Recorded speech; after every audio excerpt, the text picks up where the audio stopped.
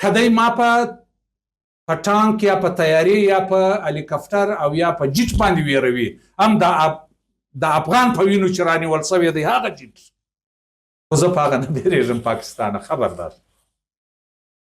قسم دې په خدای چې ته به پر پښیمانه کېږې، خپل پر حرکاتو به پښیمانه کېږې پاکستانه.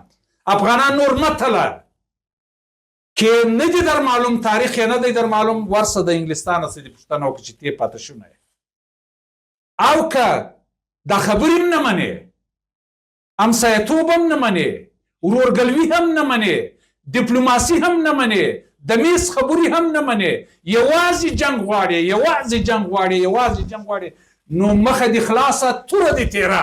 راځه چې سره ګاز یې کړو چې زه اټک ته کله رسېږم. اصلا تا ته داسې ګیم جوړ دی چې د جهاني نقشې څخه تشیش شي، چلیپا سي ډېره مننه. که چلیپا نه سولې بیا نو موږ ته افغانان مه وایه چې افغان نه پوهېږي.